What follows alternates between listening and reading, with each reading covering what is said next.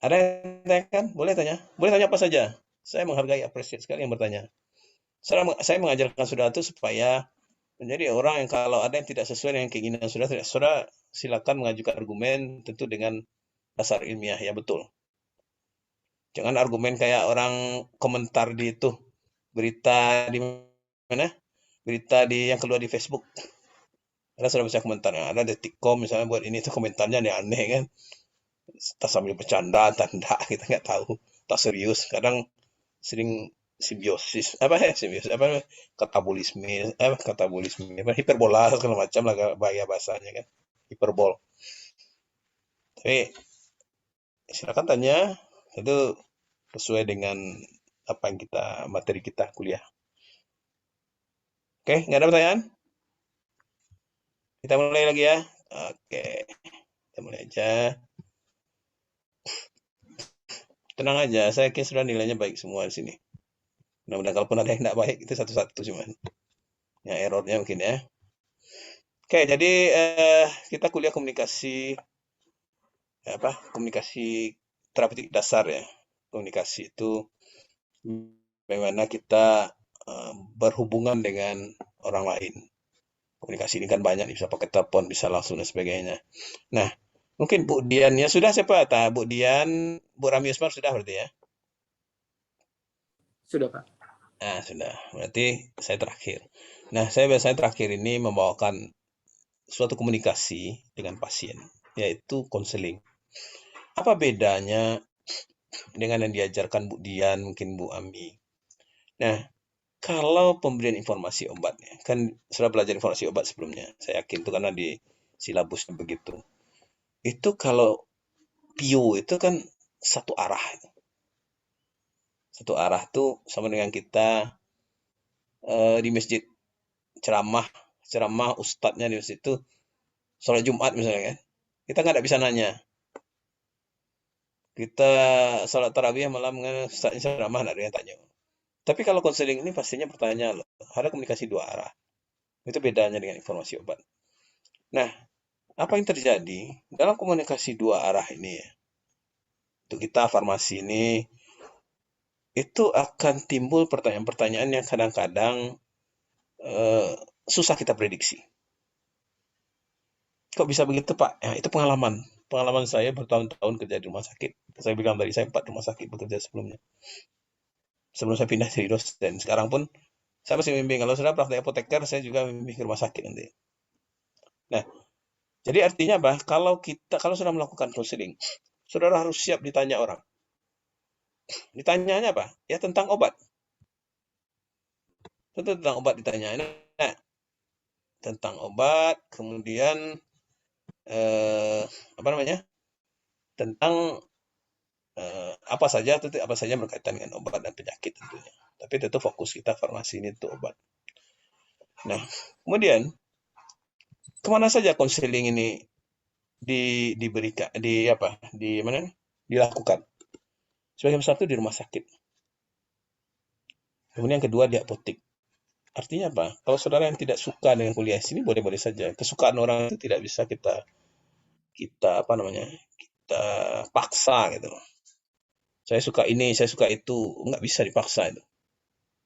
Saya tidak suka konseling, Pak, boleh-boleh saja saudara tidak suka konseling. Tapi ada tapinya, saudara rugi.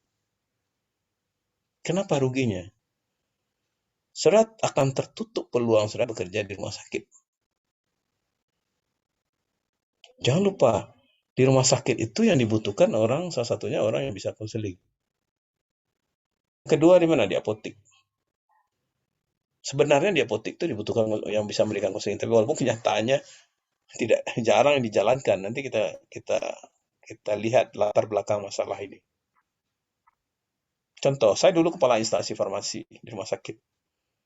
Saya akan menerima apoteker itu. Saya akan tanya, apa alasannya saya harus menerima saudara? Saya tanya seperti itu. Apa kelebihan saudara dari yang lain? Kenapa saya misalnya malam 100 orang. 100 orang tes ini tes itu nanti ujungnya wawancara sampai 2-3 orang semua. Coba ya saudara. Habis itu yang 2-3 orang jadi diambil cuma satu misalnya, atau dua. Ada 5 orang. Saya akan tanya lu, apa keharusan saya menerima Anda ini? Apa kelebihan Anda yang membuat saya harus menerima? Maka jika ada yang ngomong begini, Pak, saya rasa saya cocok, Pak, untuk jadi apoteker di rumah sakit ini. Saya punya kemampuan dalam memberikan konseling pada pasien dengan benar. Yang lain gimana? Saya tanya yang lain tidak punya kemampuan. Pasti saya terima yang punya kemampuan ini. Tahu sudah caranya. Kalau saya caranya mudah aja. Saya bawa ke ruang rawat inap, yuk kita ke sana ke dalam. Itu ada pasien sedang dirawat, ayo konseling sama dia. Saya akan tes seperti itu langsung. Terus saya di rumah sakit, di rumah pegawai saya tes. Jadi kalau dia tidak bisa ya out. Oke, nah makanya saya bilang kalau saya punya kemampuan seperti ini, saya punya nilai plus, sudah bisa kemana aja. Kenapa? Karena banyak yang tidak punya kemampuan ini. Ini contohnya nih. Coba saya perhatikan misalnya, adakah apoteker ini yang nganggur?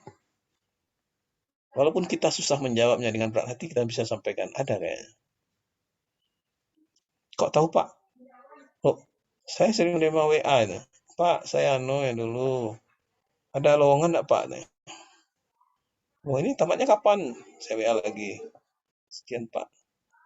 Nah, kenapa dia tanya ke saya? Saya kebetulan ketua IAI di sini. Pak Deddy Almasdi ketua IAI tinggal Sumatera Barat, saya di Bukit Tinggi. Ada lowongan enggak Pak di Bukit Tinggi untuk apotik katanya. Ternyata dia tidak bekerja selama ini. Lo kerjanya di mana aja selama ini? Belum Pak. Ada seperti ini. Nah, kemudian ada juga apoteker yang begini loh. Siapa yang bisa kita membantu membacakan ini? Coba bisa baca itu ta?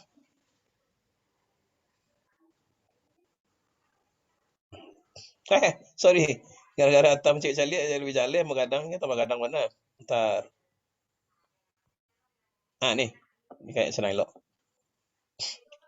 Anda butuh tenaga apoteker atau guru privat akuntansi dan bahasa Inggris untuk kelas. Oke, sip. Coba bayangkan tuh, tahun 2011 sudah ada begitu. Atta aja belum kuliah farmasi, kan? Orang 8 cari kerja. Sekarang Atta baru kuliah dan tamat, kan? Gimana nanti ini? Apakah ini salah, nih, saudara? Enggak, ini enggak salah. Nih. Enggak ada yang salah, orang bertahan hidup.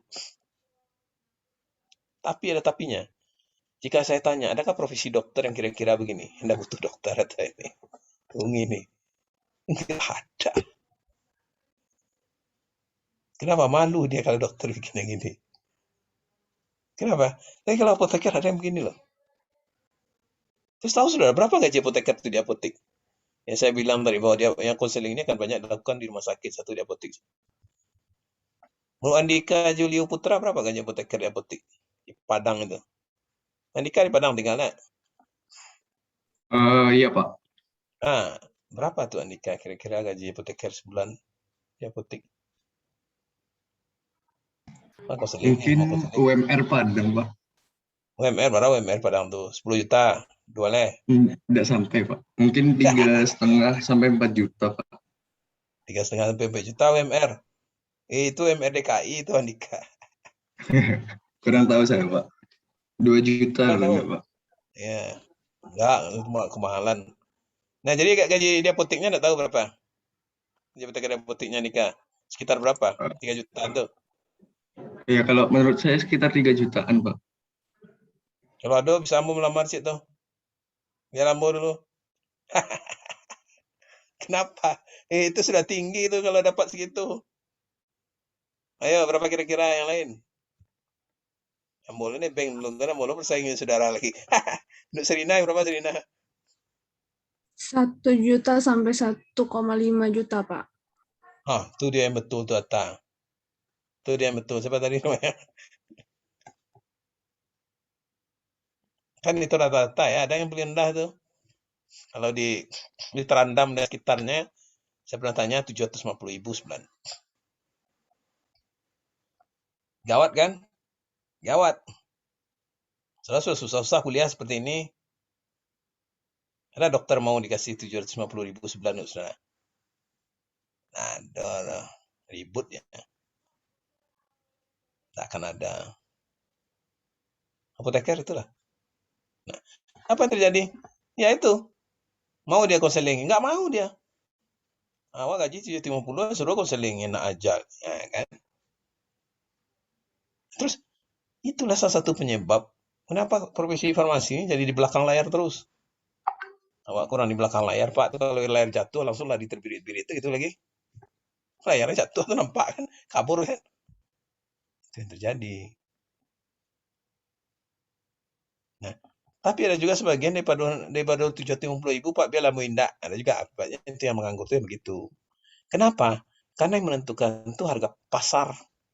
Mekanisme pasar menentukan ini. Sama dengan kehebohan Bukalapak, saham Bukalapak harga 800 nggak tahunya jeblok, ya pasar yang menentukan. Sama dengan ini.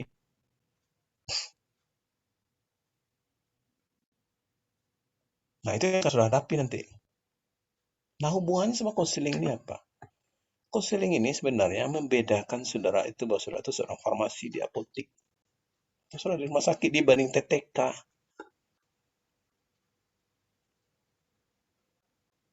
Jadi kalau kita menerapkan bahwa kita melakukan konseling ini, misalnya di apotek itu ada apotek yang tidak, harusnya yang melakukan konseling itu gajinya tentu lebih besar, kemudian omset apoteknya tentu lebih besar. Nah, sampai sini ada tanyakan enggak? Atau malah bingung melihat situasi seperti itu, mendengar situasi begini. Enggak ada. Saya boleh tanya apa saja. Tidak ada masalah. Saya suka orang-orang yang punya perpandangan luas, dan perpandangan yang out of the book misalnya. Oke, kita di dunia ini maju karena ada orang berpandangan yang di luar yang seharusnya. Kalau orang berpandangan biasa saja, itu tidak akan menghasilkan sesuatu yang baru. Ada yang punya ide enggak menyelesaikan masalah itu? Saya sudah punya ide. Adlina ada ide supaya tidak terjadi seperti itu? Gaji 150, 1 juta, 1,5 juta. Lumayan Pak daripada nganggur. Ada anak bimbingan saya S2. Enggak kok tarimo aja, Bu. Lumayan Pak daripada nganggur. Kan kacau. Masa profesi bilang begitu? Saya bilang, iya balik Pak. Kalau awak ambil, kawan awak ambil. Nah, kan? Dia nggak mau misalnya tahun ini. Oke nggak mau dia rendah betul gajinya. Terus ada temannya sudah antri di belakang mau ngambil. Nah, daripada nggak dapat sama sekali, baik salah Pak. Salahkah itu? Enggak ada yang salah, Bu. Ini sekolah pelajaran hidup, perjalanan hidup. Pada lepeh ke orang, biarlah sikat seberado. Oke, ada yang tanya kan? Saudara punya ide, pendapat, solusi masalah ini? Kenapa begitu? Karena sejak saya zaman kuliah, sejak saya diberi kuliahin orang, sampai sekarang kuliahin orang, saudara ini, masalahnya itu aja. Masalah apoteker itu, saudara. Satu aja masalahnya, duit, kepeng, money. Masalah PT, ini PT apa? Ini, jasa profesi ini. Nah, kemarin ada rapat, udah beberapa bulan yang lalu. PDIAI Sumbar ini sedang membuat, saya termasuk tim penentu gaji apoteker. Berapa dibuat? Setara dengan pegawai PNS golongan 3 gajinya. Gaji pokok tambahan ini ya terima minimal 3-4 juta. Sebelumnya udah gawat lagi. Sebelumnya PDIAI Sumbar ini membuat dua kali UMR saya salah. Tapi anehnya itu kan hanya di atas kertas. Macan ompong namanya. Kenyataan di lapangan hanya segitu. Kok tahu Pak? Saya kan ketua IAI tadi, saya menandatangani itu rekomendasi itu, saya tanya gajinya berapa. Karena mau dia jawab, kena saya tangani ya. Saya lihat di perjanjian kerjasama. 3 juta siapa tadi temannya tadi? 3 juta, 4 juta. Terus saya tanya sebenarnya berapa? 1,5 juta Pak, 1 juta.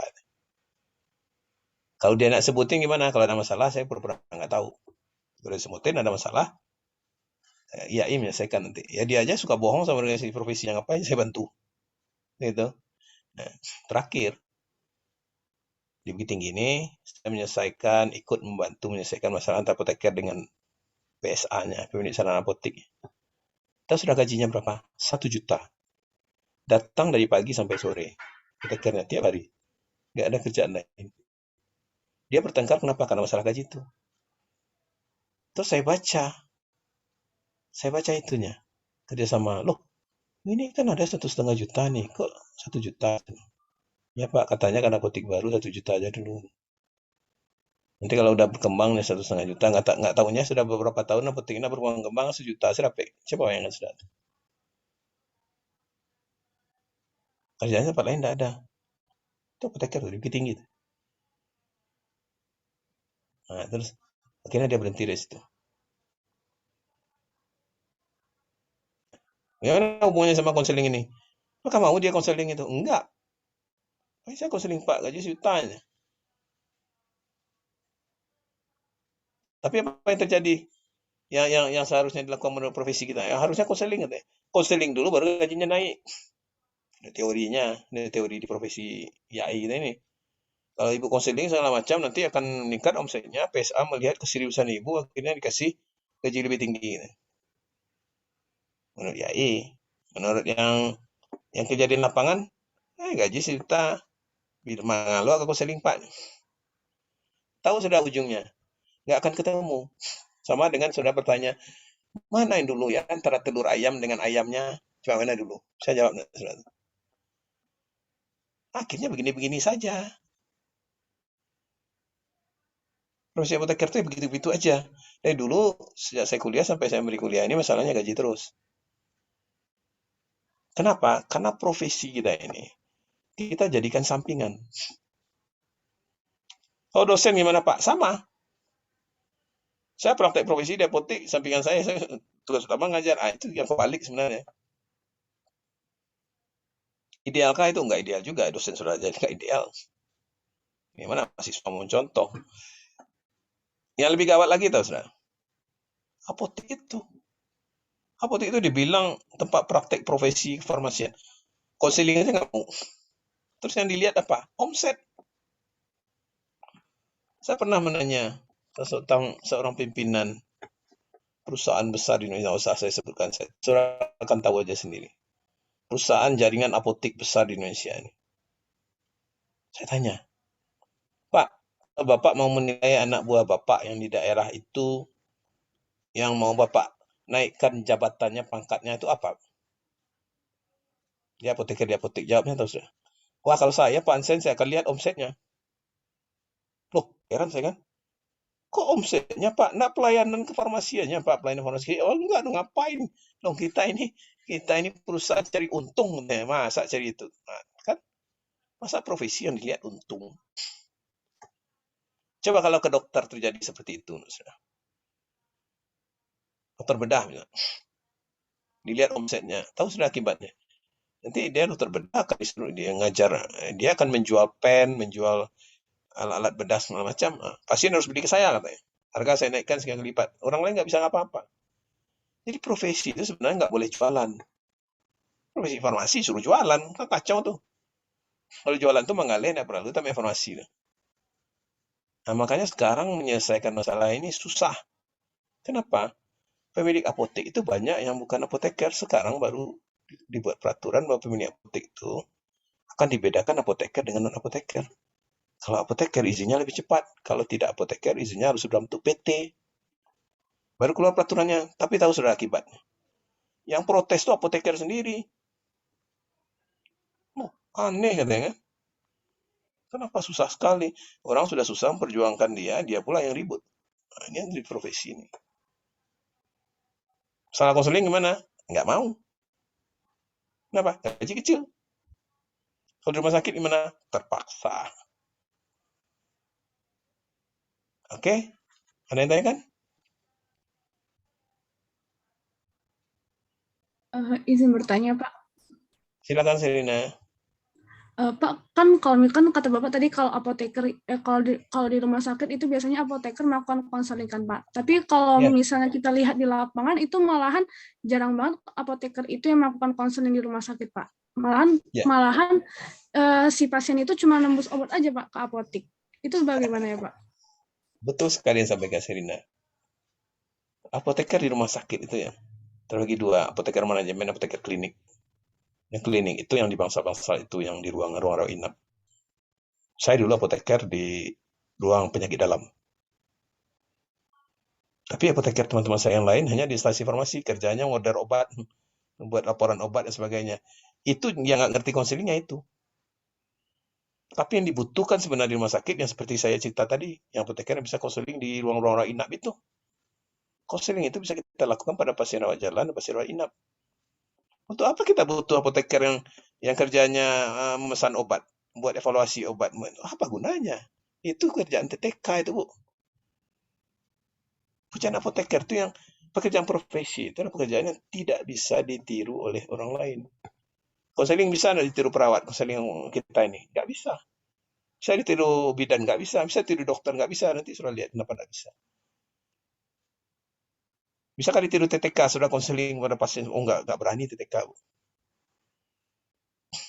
Nggak ada TTK. Di tugas pokoknya nggak ada itu. Ya, betul kata Serina tadi. Rumah sakit itu, jadi rumah sakit itu memang tidak semua.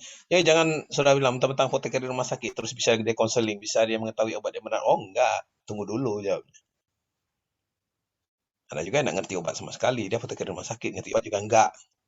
Kenapa? Karena kerjanya mungkin di bagian administrasi. Gitu kira-kira Serina. Bagus sekali pertanyaannya. Ada lagi? Ya, kita sambung sedikit lagi ya, masih ada waktu. Ada suatu penelitian orang nih. Ini disampaikan di IAI, di Kongres IAI di Makassar waktu itu. Dia mencari gaji apotekernya sebenarnya berapa, tapi itu tahunnya 2010 loh. Saya ikut ini. Tahun 2010 ini penelitiannya. Dia melakukan penelitian di Medan. Berapa sebenarnya idealnya gaji apoteker dapat sama dia? Dia dengan metodenya ya. Ternyata gaji apoteker itu adalah sebesar 5 juta rupiah nih. Nampak ya 5 juta ini? Itu tahun 2010 loh. Anggap aja inflasi 10% setahun. Sekarang berarti sekitar 10 juta. Itu baru ideal. Kalau kita gaji di apotek 10 juta baru ideal. Kita bisa melakukan konseling semuanya. Menurut teori dia. Tapi ada tapinya. Yang menarik adalah untuk menggaji apoteker 5 juta rupiah sebulan ini, saat itu ya, itu harusnya konsekuensi peningkatan omset apotek per hari itu harusnya 4,9 juta atau 5 juta. Mirip kan 5 juta ini. Jadi kalau sekarang tuh 10 juta jadinya. Gaji apotekernya 10 juta, karena udah ada 10 tahun lebih. 11 tahun. Oke? Nah, coba saudara cari di dekat kampus saudara tuh apotek yang kira-kira omsetnya 10 juta sehari. Siapa yang tahu? Menurut Serina tahu nggak? Di Pasar Baru ada apotek Cie, tempat Dembo. Di Simpan Rakyat Bypass ada 2, 3 apotek. Baru. Siapa yang apotek mana kira-kira 10 juta omsetnya sehari?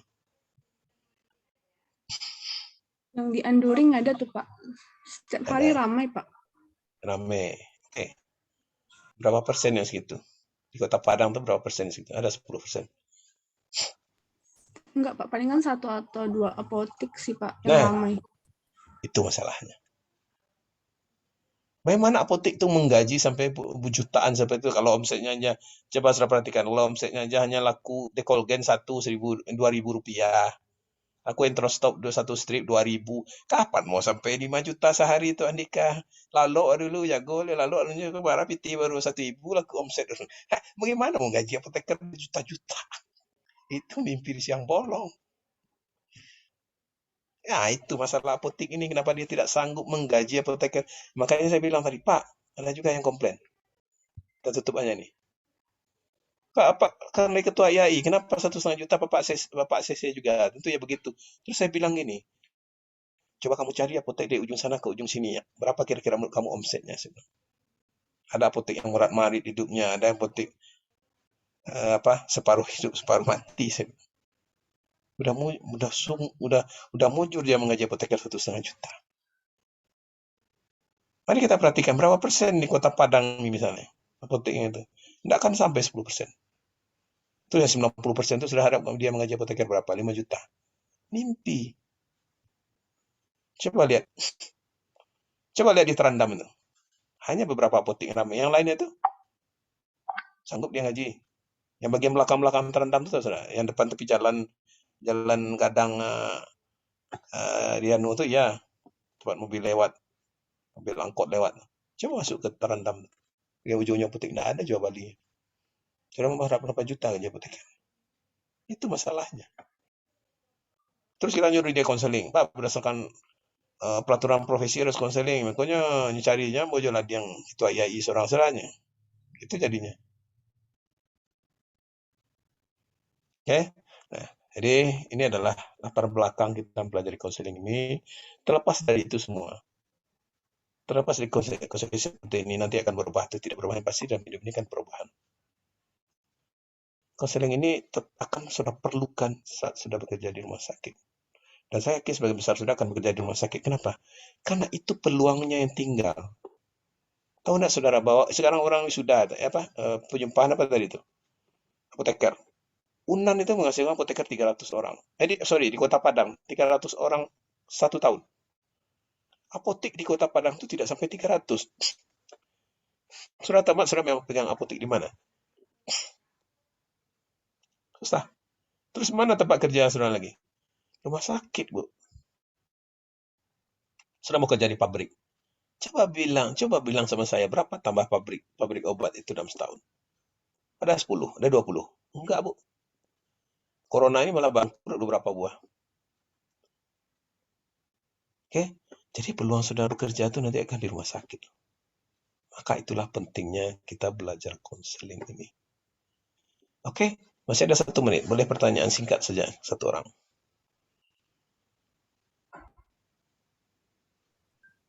Izin berpendapat, Pak.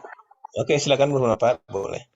Pak, berarti kesimpulannya itu sebenarnya harus dari apotekernya sendiri gitu ya, Pak. Misal kita harus memberikan pelayanan dulu seperti konseling, baru nanti kan kalau misalnya pelayanan kita bagus tentu banyak menarik minat pasien gitu, Pak. Berarti kan omset apoteknya itu kan bisa meningkat. Maka dari situ gaji yang bisa kita berikan kepada apoteker. Begitu ya, Pak, kesimpulannya. Harusnya begitu, tapi kenyataan di lapangan tidak sama dengan teori. Nanti kita bahas pertemuan berikutnya ya. Oke, pertanyaannya bagus sekali. Saya setuju dengan pendapatnya yang tadi, tapi kenyataan di lapangan nanti kita bahas. Apakah betul begitu? Oke, itu aja pengantar kita kuliah hari ini. Terima kasih atas perhatiannya ya. Semoga ada manfaatnya untuk kita semua, buka wawasan kita semua, wawasan saudara. Mohon maaf kalau ada kata-kata yang tidak tepat. Kita akhiri kuliah kita. Bila taufik wa hidayah. Assalamualaikum warahmatullahi wabarakatuh. Waalaikumsalam warahmatullahi wabarakatuh. Terima kasih, Pak.